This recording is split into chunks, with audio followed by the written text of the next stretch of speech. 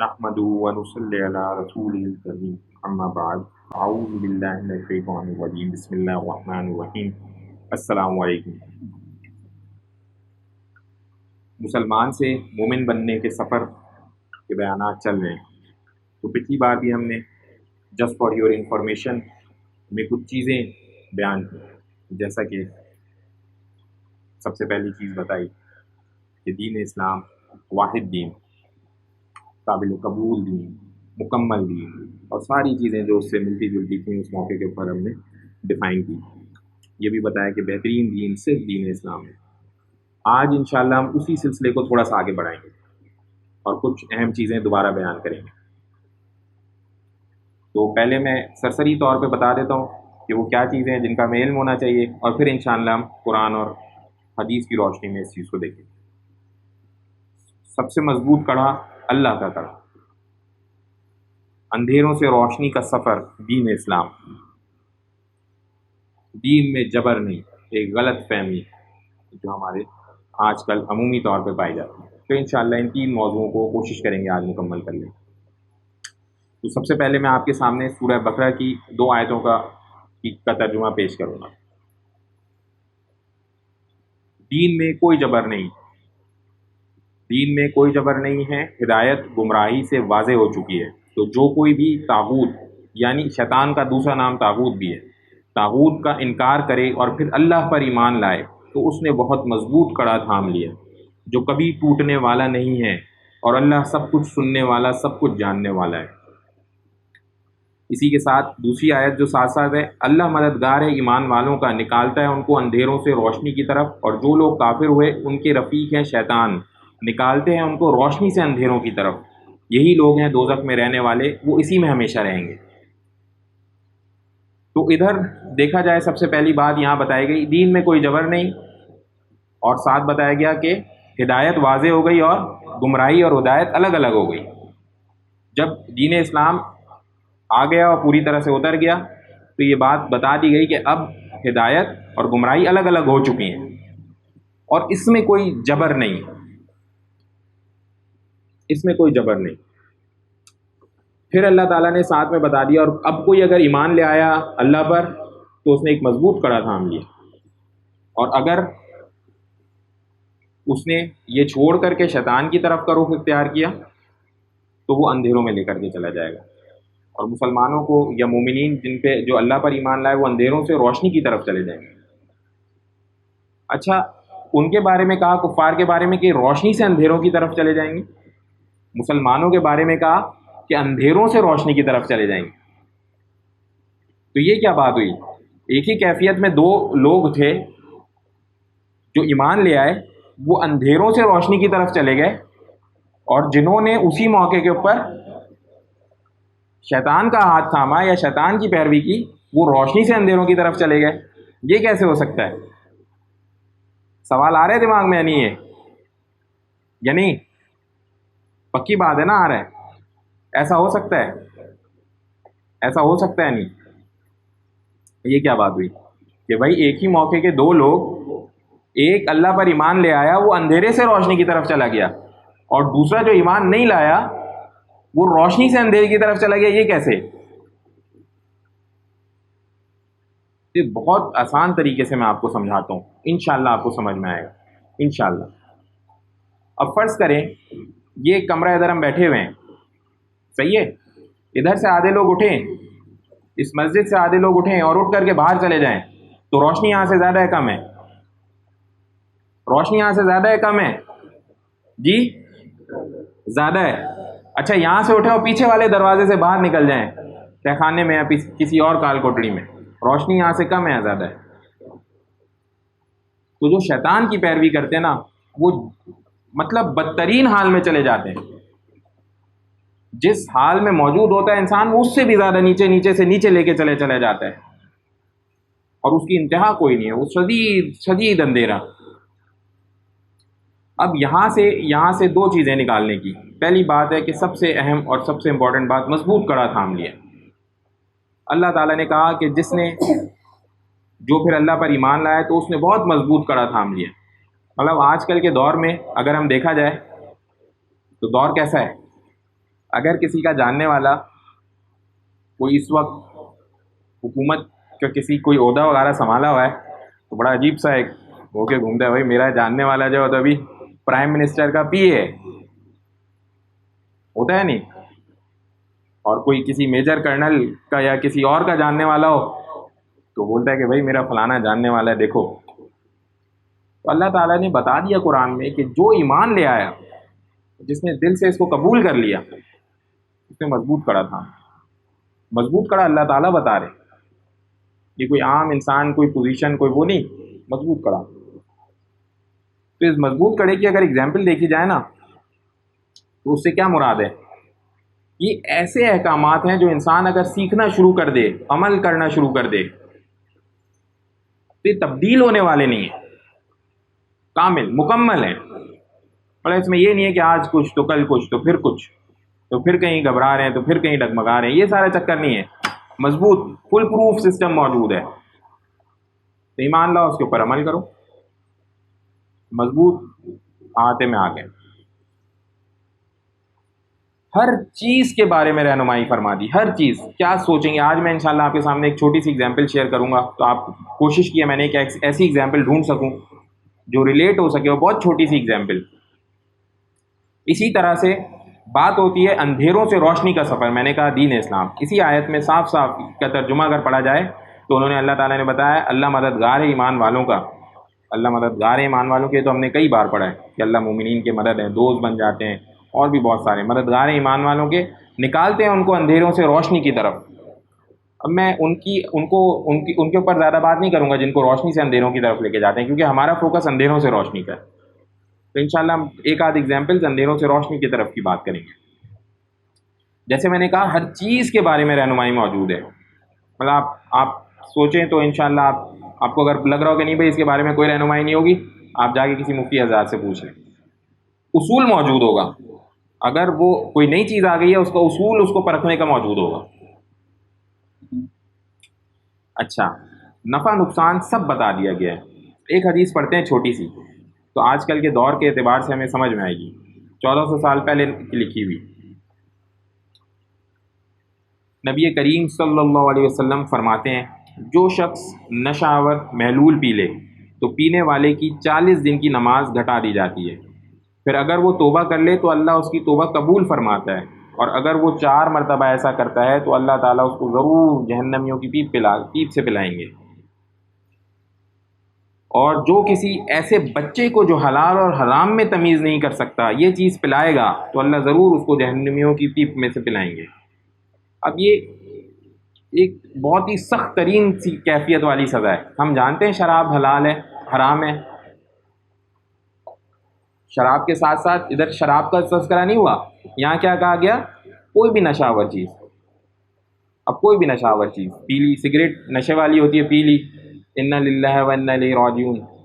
اب آج کل کے دور میں ڈاکٹرز وغیرہ یا آپ ذہین لوگوں سے پوچھیں تو کہنے والا یہ کہہ دیتا ہے بھائی تھوڑی سی پینے میں کیا ہوتا ہے، ایک کش سے کیا ہوتا ہے، اس سے کوئی نشہ تھوڑی آتا. اب یہاں کیا لکھا ہوا ہے کہ اگر تھوڑی سی بھی پی لی تو کیا ہوگا؟ 40 دن کی نمازیں گھٹا دی گئیں، اور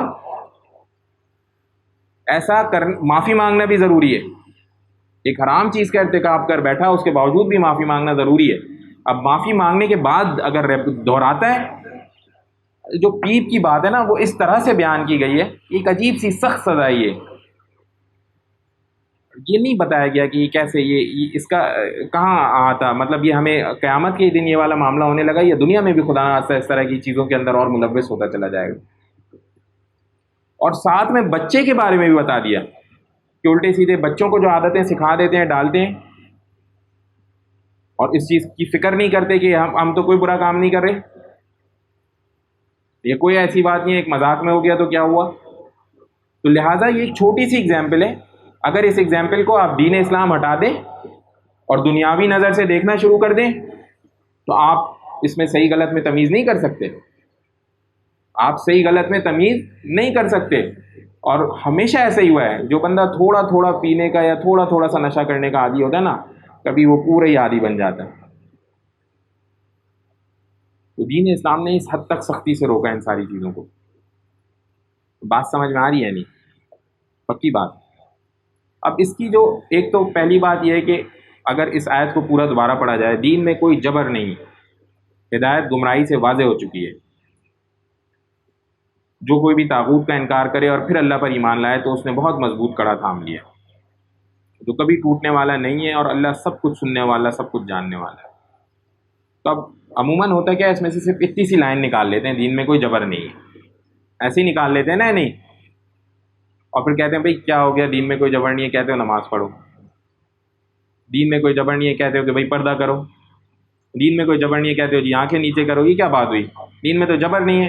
تو بھائی پوری آیت پڑھو پہلے. یہ وہ حضراتوں کو گنجائش ہے کہ وہ ایک ایک آیت یا تھوڑے تھوڑے سے ٹکڑوں کو بیان کریں جو پورے قرآن کا اور احادیث کا ایک ایک بڑے حد تک علم رکھتے ہیں. تو جب وہ کوئی چھوٹی سی بات بیان کرتے ہیں تو اس بات کو سوچتے ہوئے بیان کرتے ہیں کہ یہ کسی اور چیز کو نگیٹ نہیں کر رہی، اس احتیاط سے بیان کرتے ہیں. لیکن یہ اتنی سی چیز اٹھا کے ایک بیان کرنا، یہ سوچے سمجھے بغیر کہ بھائی چار باتیں جو ہیں وہ تو مسئلے میں پڑ گئی. اب نماز پڑھو، حج زکوٰۃ کرو، اللہ تعالیٰ جنتوں میں داخل کرے گا. بہت سارے ایسے مفہوم مل جائیں گے. اور پھر لیکن آگے اللہ تعالیٰ نے بتایا کہ جو لوگ یتیموں کا خیال نہیں رکھتے، اس کا خیال نہیں رکھتے، ان کے ساتھ بھی تنگی والا معاملہ ہے. تو اب کوئی نمازیں پڑھتا رہے، سب کچھ کرتا رہے، بولے کوئی بات نہیں، یتیموں کو مار لو، دھکا دے لو، تو پوری بات تو نہیں معلوم ہوئی نا اس کا مطلب اس کو. تو میرے بھائی پوری بات سمجھنا ضروری ہوتی ہے، پوری چیزوں کو سامنے رکھ کے فیصلہ کرنا ضروری ہوتا ہے. تو یہ جو حضرات اس طرح سے بات کرتے ہیں ان کو اول تو سمجھانا چاہیے. خود نہیں، میں تو نہیں ریکمینڈ کروں گا سمجھائیں، تو وہ آپ کسی مفتی وغیرہ کے پاس بھیجیں، بولیں بھائی یہ ان سے ذرا سمجھ کے آئیں، آپ کا میرے خیال میں کوئی چکر ہے، ابھی چیز کلیئر نہیں ہے. تو میں آپ کے سامنے کچھ حدیثیں پیش کرتا ہوں، اس سے آپ کو بڑا کلیئر ہو جائے گا انشاءاللہ. پہلی صحیح حدیث، اولاد جب 7 سال کی ہو جائے تو انہیں نماز پڑھنے کا حکم دو، اور جب 10 سال کی ہو جائیں اور نماز نہ پڑھیں تو مارو، تاکہ نماز کے عادی بن جائیں. اب مجھے آپ بتائیں، اگر جبر نہیں ہے تو کس بات کا مارو، اور کس لیے بولو نماز پڑھنے کا؟ اور دل چاہے گا تو پڑھ لے گا. ہاں بھائی، کس لیے ہے نا جبر. اچھا آگے آ جائیں. پھر ایک اور حدیث، صحیح بخاری کی حدیث، تم میں سے ہر ایک حاکم نگہبان ہے اور ہر ایک سے اس کی رعایت کے بارے میں سوال ہوگا. بس امام حاکم نگہبان ہے، اس سے سوال ہوگا. امام جو ہے اس سے پورے لوگوں کا، جتنے اس کے ماتحت لوگ ہیں سبوں کا. جیسے اس وقت اگر پرائم منسٹر ہے تو پرائم منسٹر سے پوری اس قوم کا سوال ہوگا. اگر وقت کا خلیفہ ہوتا ہے تو وقت کے خلیفہ سے پوری رعایت کا سوال ہوتا ہے. تو یہ اتنی بڑی پوزیشن ہے یہ کہ بھئی کیا کیا آپ نے، آپ کو یہ پوزیشن دی گئی تھی، آپ نے کیا کیا اس کا سوال ہوگا. آگے بڑھیں. مرد اپنی بیوی بچوں کا حاکم ہے. جو جو جو شوہر حضرات بیوی بچوں کے بارے میں بالکل ہی ایک عجیب ہی سی کا دماغ رکھتے ہیں، یہ ان سارے حضرات کے لیے وہ حاکم ہے اپنے بیوی بچوں کے، ان سے سوال ہوگا ان کے بارے میں. اسی طرح سے اور آگے بڑھ جائیں تو عورت اپنے شوہر کے مال کی حاکم ہے اور اس سے سوال ہوگا. غلام اپنے سردار کے مال کا حاکم ہے اور اس سے سوال ہوگا. سنو، تم میں سے ہر ایک حاکم ہے اور ہر ایک سے سوال ہوگا. اور ایک بندے کو اللہ تعالیٰ نے کچھ نہ کچھ ملکیت دی ہوئی، کسی کے پاس کسی کی امانت کی صورت میں کوئی ملکیت ہوگی، کسی کے پاس گھر بار بیوی بچوں کے معاملے میں، کسی کے پاس آفس میں ٹیم لیڈر ہو گیا، بھائی ٹیم لیڈر کے پاس ٹیم کی بھی. اب اور ان سے پوچھ گچھ ہوگی، تو جب پوچھ گچھ ہوگی صرف کیا مراد ہے، وہاں جا کے بول دیں گے کہ بھائی کوئی زبردستی تو تھی نہیں، کس بات کی پوچھ گچھ، انا للہ و انا الیہ راجعون. یہ بھائی یہ کم سمجھی ہے. مگر چونکہ ہم اصل سے بہت دور آ گئے ہیں اس وقت، جو اصل کیفیت دین اسلام کی اس سے بہت دور آ گئے، تو اس کی وجہ سے اب یہ بڑا مشکل لگتا ہے کہ کیسے پوچھا جائے، لوگوں سے کیسے کہا جائے، لوگوں کو کیوں بتایا جائے. تو اس موقع کے ایک صحابی کے پاس ایک کوئی خاتون آئی اور انہوں نے کہا کہ آپ کی جو اہلیہ ہیں وہ فلانے فلانے کام کرتی ہیں جو کہ دین اسلام میں حرام ہے. تو انہوں نے کہا ایسا نہیں ہو سکتا، آپ جاؤ جا کے دیکھ لو گھر پہ، وہ کوئی ایسا کام، یعنی کوئی، اب مجھے ایگزیکٹلی نہیں کیونکہ وہ لکھی ہوئی حدیث نہیں ہے اور یہ میں آپ کو اپنی میموری سے بتا رہا ہوں.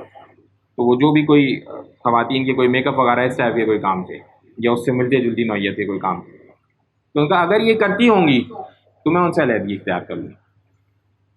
اور وہ خاتون گئیں اور جا کے دیکھا ایسا وہ کوئی کام نہیں کرتی. تو مطلب صحابی حضرات کا عمل کتنا کلیئر ہے کہ دین اسلام میں کوئی گنجائش نہیں ہے، کیونکہ ان کو پتہ ہے بیوی بچے میری حاکمیت میں آتے ہیں اور میں ان کا جواب دوں، وہی اس سے بہتر ہے کہ بھائی میں الگ ہو جاؤں، خدا نہ خواستہ اگر ایسا وبال آنے لگا ہے میرے اوپر. سمجھے نا بات ڈیسیجن نہیں. بہرحال آگے ہیں. اب صحیح مسلم کی ایک اور حدیث، تم میں سے جو شخص کوئی برائی دیکھے تو اسے چاہیے کہ وہ اسے اپنے ہاتھ سے بدل کر ٹھیک کر دے، پھر اگر اس بات کی طاقت نہ ہو تو زبان سے اسے روکے، اور اگر زبان سے بھی نہیں کہہ سکتا تو دل سے اس کو برا سمجھے، اور یہ ایمان کا ادنا درجہ ہے. اب مجھے آپ بتائیں، جو بندہ اپنے بچے کو اٹھا کے نماز نہیں پڑھ سکتا اس نے کیا کرنا ہے؟ چھوٹے بچے کو، 8 9 10 سال کے بچے کو اگر نہیں پڑھا سکتا نماز، اس سے اور ادنا درجہ کیا بنے گا؟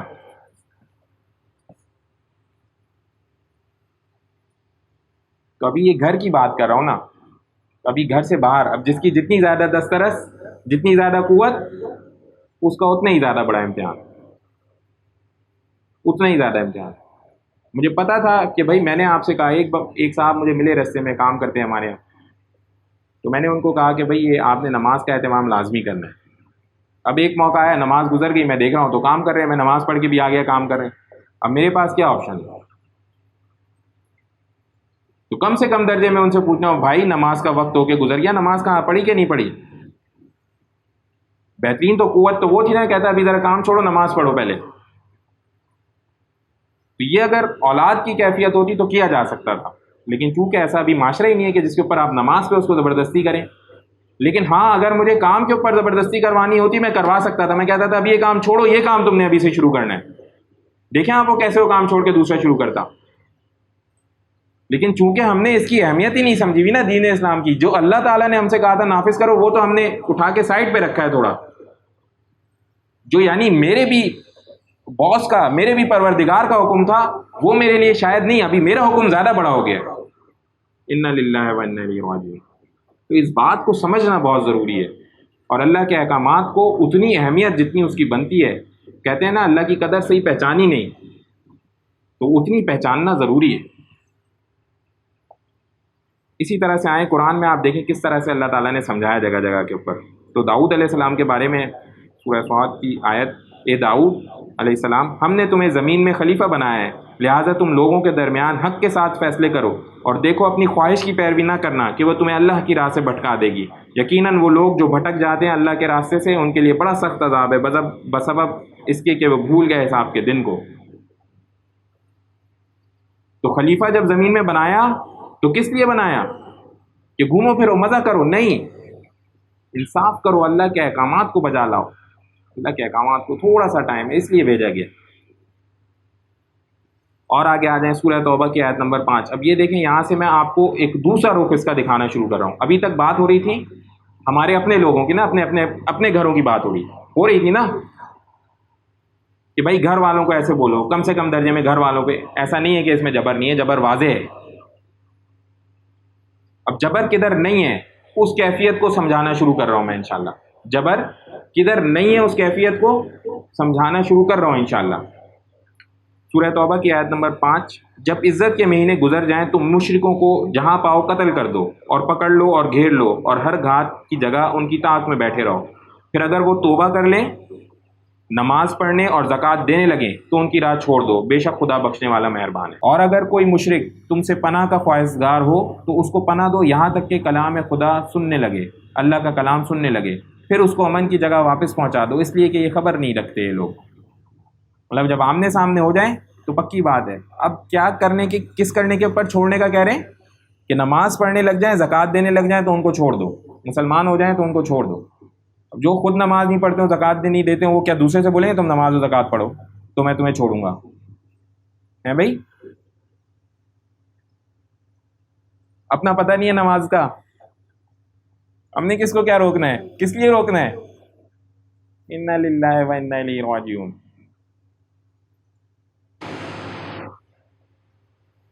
اور آگے آئیں صحیح بخاری کی حدیث. رسول اللہ صلی اللہ علیہ وسلم نے فرمایا، مجھے اللہ تعالیٰ کی طرف سے حکم دیا گیا ہے کہ لوگوں سے جنگ کروں اس وقت تک کہ وہ اس بات کا اقرار کر لیں کہ اللہ کے سوا کوئی معبود نہیں ہے، اور یہ کہ محمد صلی اللہ علیہ وسلم اللہ کے سچے رسول ہیں، اور نماز ادا کرنے لگیں اور زکوٰۃ دیں. جس وقت وہ یہ کرنے لگیں گے تو مجھ سے اپنی جان و مال کو محفوظ کر لیں گے سوائے اسلام کے حق کے، رہا ان کے دل کا حال تو ان کا حساب اللہ کے ذمے ہے۔ صحیح بخاری کی حدیث بتا رہا ہوں، یہ میں آپ کو صحیح بخاری کی حدیث بتا رہا ہوں۔ نبی صلی اللہ علیہ وسلم کیا فرما رہے ہیں کہ میں اس وقت تک جہاد کروں گا کہ جب تک وہ لوگ اللہ کو مان نہ لیں، نبی صلی اللہ علیہ وسلم کو مان نہ لیں، نماز پڑھنا نہ شروع کر دیں، اور اپنے یہاں لوگ نہیں نماز پڑھ رہے ہوں۔ ہاں بھائی،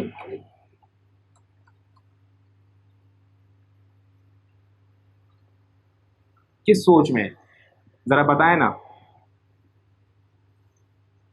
اب آگے ہیں ادھر پھر سلسلہ ہے، اب وہ جہاد والی کیفیت میں سلسلہ ہے۔ ایسا نہیں ہے کہ اللہ تعالیٰ نے بالکل کہ ورنہ تو مسلمان بس نکل پڑا اور لڑائی، لیکن یہ ایسے ہی ہے۔ یہ کرنے کی کیا ضرورت ہے؟ یہ کرنے کی کیا ضرورت ہے؟ ابھی انشاءاللہ بھی آپ کو سمجھاؤں گا۔ پھر صحیح مسلم کی ایک اور حدیث آپ کے سامنے پیش کرتا ہوں۔ اللہ کے رسول صلی اللہ علیہ وسلم جب کسی بڑے لشکر یا چھوٹے دستے پر کسی کو امیر مقرر کرتے تو اسے خاص اس کی اپنی ذات کے بارے میں اللہ سے ڈرنے کی اور تمام مسلمان کے بارے میں جو اس کے ساتھ ہیں بھلائی کی تلقین کرتے تھے۔ یعنی دو بات، اس کو اپنے بارے میں کہتے تھے کہ اللہ سے ڈرنا۔ ابھی وہ کہیں پہ جہاد کرنے کسی کو بھیج رہے ہیں، کہہ رہے ہیں اللہ سے ڈرنا، اللہ سے ڈرنا۔ کسی کو جہاد کرنے بھیج رہے ہیں اور بول رہے ہیں اللہ سے ڈرنا، تمہارے ساتھ جو مسلمان ہیں ان کا خیال رکھنا۔ آگے اللہ کے نام سے اللہ کی راہ میں جہاد کرو، جو اللہ تعالیٰ سے کفر کرتے ہیں ان سے لڑو، نہ خیانت کرو، نہ بد عہدی کرو، نہ مسئلہ کرو، اور نہ کسی بچے کو قتل کرو۔ جب مشرکوں میں سے اپنے دشمن سے ٹکراؤ تو انہیں 3 باتوں کی طرف بلاؤ، ان میں سے جسے وہ تسلیم کر لیں اسی کو ان کی طرف سے قبول کر لو اور ان پر حملے سے رک جاؤ۔ اب یہاں سے وہ والی بات جو ہے نا، جو جبر جس کو ہم کہتے ہیں دین میں جبر نہیں، اس کا سلسلہ شروع ہوتا ہے، یہاں سے آگے شروع ہوتا ہے۔ کس کیفیت میں جبر جو ہے نا وہ ختم، آپ سمجھ رہے ہیں؟ انشاءاللہ سمجھ رہے ہیں نا؟ تو پہلی بات انہیں اسلام کی دعوت دو۔ سب سے پہلا طریقہ کار کیا ہوگا؟ جب ان کے پاس جاؤ ان کو اسلام کی دعوت۔ پہلے دور کے لوگ جاتے تھے اور اسلام کی دعوت دیتے تھے، لوگ قبول کرتے تھے۔ یہ والی کیفیت تھوڑی کہ کون سا مسلمان ہے جس کی ہم پیروی کریں؟ کہاں ہے وہ مسلمان؟ دور میں وہ پہلے والے جاتے تھے اور کہتے تھے ہمارے جیسے ہو جاؤ۔ ابھی کون ہے جا کے بولے گا ہمارے جیسے ہو جاؤ؟ تو پہلی بات ہوتی تھی اسلام کی دعوت دیتے تھے، اسلام کی دعوت دیتے تھے، اگر وہ مان لیں تو اسے ان کی طرف سے قبول کر لو اور جنگ سے رک جاؤ۔ پھر انہیں اپنے علاقے سے مہاجرین کے علاقے میں آ جانے کی دعوت دو اور انہیں بتاؤ کہ اگر وہ ایسا کریں گے تو ان کے لیے وہی حقوق ہوں گے جو مہاجرین کے ہیں، اور ان پر وہی ذمہ داریاں ہوں گی جو مہاجرین پر ہیں۔ اگر وہ وہاں سے نقل مکانی کرنے پر انکار کریں تو انہیں بتاؤ کہ پھر وہ بادیہ نشین مسلمان، یعنی ویسے مسلمان نہیں ہیں جیسے مہاجرین ہیں کی طرح ہوں گے، ان پر اللہ کا وہی حکم نافذ ہوگا جو مومنوں پر نافذ ہوتا ہے، اور غنیمت اور دوسرے حصوں میں سے ان کے لیے کچھ بھی نہ ہوگا، یہ پھر عام مسلمانوں کی طرح چھوڑ دو ان کو۔ دوسرا کیس کیا ہے؟ پہلا کیس ہو گیا اسلام کی دعوت قبول کر لی، بیسٹ ہو گیا۔ نمبر 2، اگر وہ انکار کریں وہ 1% ہے، اتنے فیصد پیسے دو۔ اگر وہ اس کو تسلیم کر لیں تو ان کی طرف سے قبول کر لو اور رک جاؤ۔ یہ کیوں ہے؟ یہ جزیہ کیوں ہے؟ اس لیے کہ ان کو تھوڑی تکلیف ہو اور وہ واپس کوشش کریں کہ ہم مسلمان آ جائیں، کیونکہ ہم یہ بات جانتے ہیں یہ حق دین ہے اور اسی میں ان کے لیے بھی بھلائی ہے۔ مگر یہاں پہ وہ موقع آ گیا جدھر ہم کہہ رہے تھے کہ جبر نہیں ہے، اب ان کے پاس گنجائش ہے، بھائی چلو ٹھیک ہے تم یہ کرو، اب جاؤ تم اپنی مرضی سے گزارو۔ لیکن یہ بات یاد رکھیں، ایسی صورت میں بھی جو ایک اجتماعی طور کے اوپر احکامات ہوتے ہیں، چوری کی جو سزا ہے وہ سزا ہوگی۔ اگر اب وہ جا کر کے جہاں جس طرح سے نماز پڑھتا رہے، تبلیغ بہرحال جو کر سکتے ہیں وہ کرتے رہیں گے۔ تیسری اور آخری چیز اب آ جاتی ہے وہاں کے اوپر کہ اگر وہ انکار کریں تو اللہ سے مدد مانگو اور ان سے لڑو۔ یہ تیسری اور آخری کیفیت۔ تو میرے بھائی یہ اتنی سی چھوٹی سی جگہ کے اوپر ہے کہ جبر نہیں ہے، تو جس کو ہم ہرگز بھی اپنی زندگیوں میں گھسانے کی کوشش نہ کریں۔ سب سے پہلے اپنے اوپر اس کو عمل میں لے کر کے آئیں، ایسا ہرگز بھی نہیں ہے۔ یہ پکی بات ہے کہ دین میں کسی طرح کی کوئی گنجائش نہیں ہے، پوری طرح سے سمجھنا اور پوری طرح سے عمل کرنا ہے۔ آدھا پونا یہ ہم نے پہلے بھی بتایا تھا، ایسا کوئی سلسلہ نہیں ہے۔ تو جو صحیح سے سمجھے گا، عمل کرے گا، وہ صحیح بندہ ہے، اس نے صحیح معنوں میں قدر بھی کی اور جس چیز کے ساتھ بھیجا تھا اس پہ عمل بھی کیا. اب ایک چھوٹی سی کیفیت ہے کہ اس پورے نظام کو پھیلانے کا فائدہ کیا ہوتا تھا. جب یہ پورا نظام پھیل جاتا تھا اس کا فائدہ کیا ہوتا تھا. ابھی تو یہ نظام نہیں ہے. آپ کہتے ہیں ہم مسلمانوں کی حکومت ہے, حکومت مسلمانوں کی ہوگی, نظام اسلام والا کوئی نہیں ہے. مسلمانوں کی حکومت ہو جانا تو کافی نہیں ہے نا, نظام اسلام والا ہو تو کوئی بات ہوگی, کیونکہ اصل چیز تو اسلام ہے نا. مسلمان تو کوئی وہ اس طرح سے حیثیت نہیں, جب تک وہ اسلام کے اوپر نہ ہے تو کیا ان کی حیثیت ہے. پہلی چیز کیا ہے, عدل و انصاف قائم ہو جاتا ہے, اس میں کوئی شک نہیں ہے. یہ وہ مذہب ہے جسے نبی صلی اللہ علیہ وسلم کہتے ہیں کہ اگر میری بیٹی نے بھی چوری کی ہے تو ہاتھ کاٹا جائے گا, کوئی جاننے واننے والا نہیں. تو اگر صحیح معنوں میں عمل ہو رہا ہے تو پراپرلی ہوگا عمل. پھر اچھا, نبی صلی اللہ علیہ وسلم نے واضح طور پہ بتا دیا کہ پھر ایسی صورت میں جب ان کے ساتھ جزیے کا طے ہو گیا, اب ان کی حفاظت کی ذمہ داری بھی مسلمانوں کی ہے. جن کے ساتھ جزیے والا معاملہ طے ہو گیا ان کی حفاظت کی ذمہ داری بھی مسلمانوں کی ہے. تو آج اگر کسی مسلم ملک کے اندر کوئی ہندو یا کوئی تھوڑے سے لوگ رہتے ہیں تو مسلمانوں کی ان کی حفاظت کی ذمہ داری ہے, ان کی عبادت گاہوں کی حفاظت کی ذمہ داری ہے. جب بیت المقدس حضرت عمر رضی اللہ عنہ کے دور میں فتح ہوا تو وہاں پر عیسائیوں کا بھی گرجا گھر تھا. تو حضرت عمر سے انہوں نے کہا کہ فتح ہو گیا, بڑی آسانی سے بغیر کسی جنگ کے فتح ہو گیا. تو انہوں نے کہا کہ آئیں آپ ہمارے گرجا گھر میں آ کے بھی کا ایک دورہ کریں. وہ اندر نہیں گئے, اور اندر نہ جاتے انہوں نے کہا کہ اگر میں چلا گیا اندر آج تو آخر تک لوگ جاتے رہیں گے مسلمان, ان کی چیز کی حفاظت.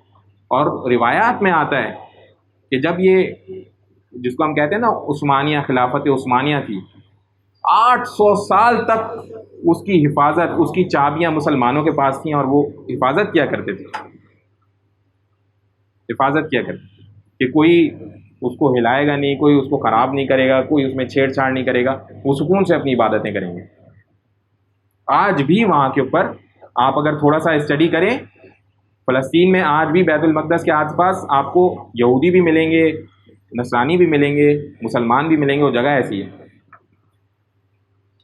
اب ہوا کیا, پاک و صاف معاشرہ کریٹ ہو جاتا تھا, عدل و انصاف کریٹ ہو جاتا تھا, ساتھ اللہ تعالیٰ کی واضح مدد ان لوگوں کے ساتھ ہوتی تھی. تو جب واضح مدد ہوتی تھی تو اس کا نتیجہ کیا ہوتا تھا, 600 650 700 سال حکومتیں چل رہی ہیں, آپس میں لڑ رہے, کہیں کہیں آپس میں بھی لڑ رہے مسلمان, اس کے باوجود بھی کفار کی ہمت نہیں ہے کہ ان کو آگے کچھ کریں. اس کے باوجود بھی تو یہ کیا تھا میرے بھائی, یہ اللہ کی مدد تھی نا, ورنہ تو پہلے وہ سارے حاکم تھے نا, حاکم بنے ہوئے تھے نا اسی جگہ کے, وہاں کے دوبارہ بن جاتے حاکم. یہ تو ویسے ہی آپس میں لڑ رہے تھے, اس کے باوجود کچھ نہیں کر سکے. تو اب بات یہ ہے کہ مسلمان اور کتاب اور ساری چیزیں تو وہی ہیں, تو مسئلہ کیا ہوا پیچھے, تو مسئلہ کیا ہو گیا جو یہ کیفیت ایسی ہو گئی ہے. مسئلہ کیا ہو گیا, یہ سارا دین اتنا اور اسٹرانگ, نبی صلی اللہ علیہ وسلم کے احکامات اتنے اسٹرانگ, قرآن کی باتیں اتنی اسٹرانگ, تو مسئلہ کیا ہو گیا.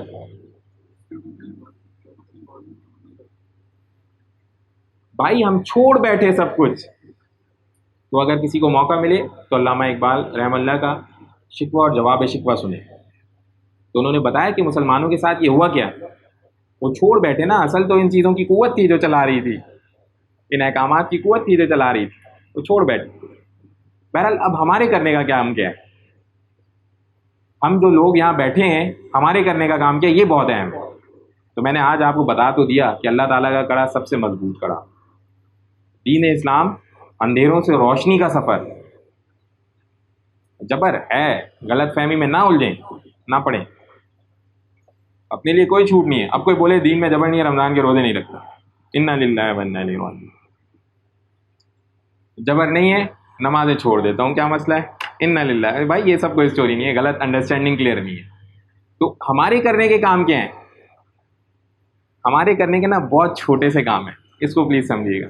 ہمارے کرنے کے بہت چھوٹے سے کام ہیں. پہلا کام دوبارہ سے یاد کر لیں, بہترین دین صرف اسلام ہے, بہترین دین صرف اسلام ہے. آواز نکالیں نا, بہترین دین صرف اسلام ہے. دوسرا کام قابل قبول دین صرف اسلام ہے, قابل قبول دین صرف اسلام ہے.